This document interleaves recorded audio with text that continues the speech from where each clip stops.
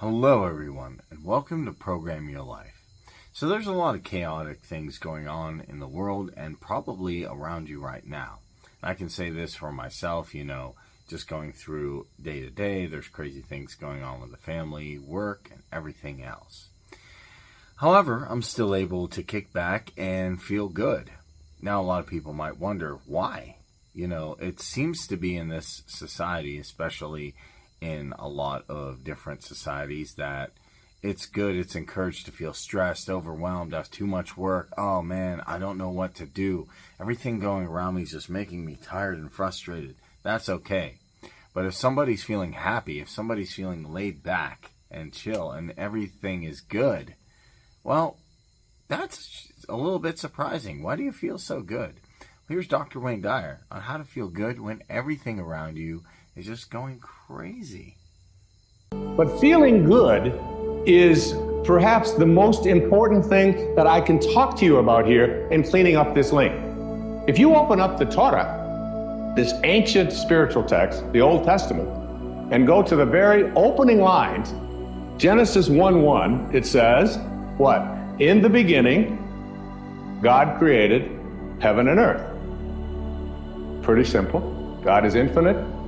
Out of this source came all the material worlds. And then if you read down 31 lines later, it says, and all that God created was good.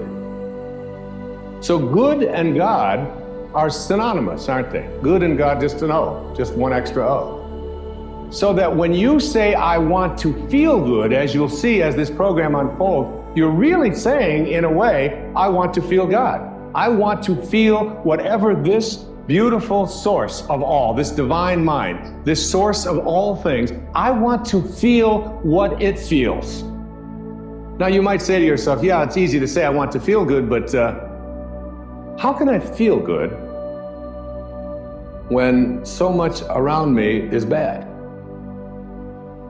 How can I feel good if my sister-in-law has cancer?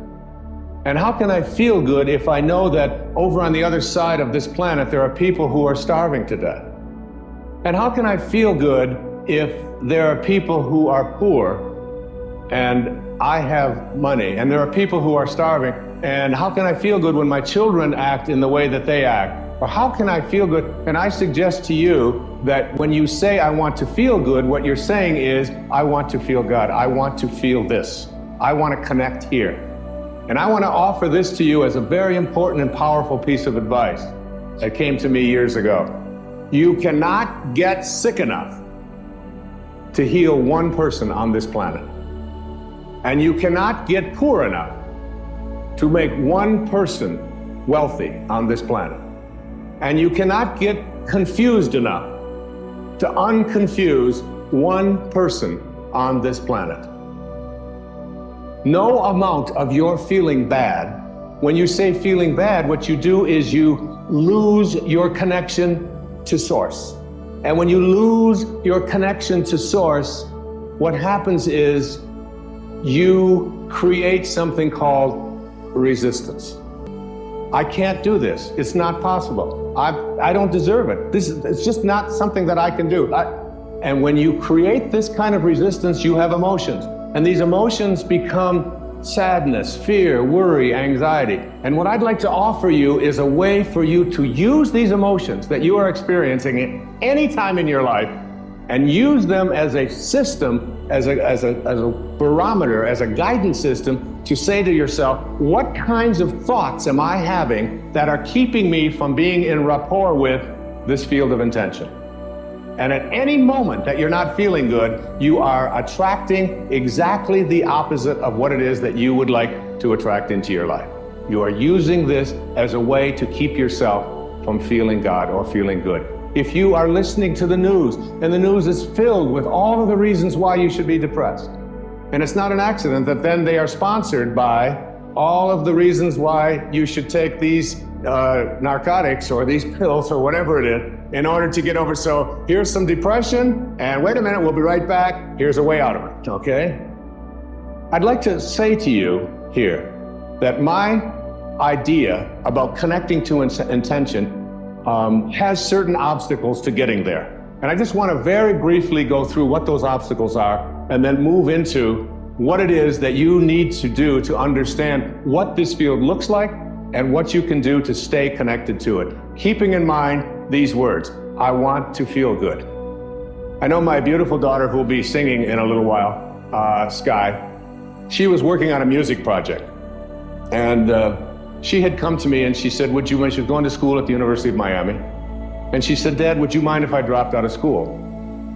And since I have been a person who has never, ever listened to any advice that adults ever gave me throughout my life about what I should do with my life, because I believe it's something that you have to own yourself, I said, why? And she said, well, I want to sing. I've always just wanted to sing. It's the only thing that's in my heart is singing. And what I've discovered, she said, is that I can't sit in classrooms anymore in my junior year and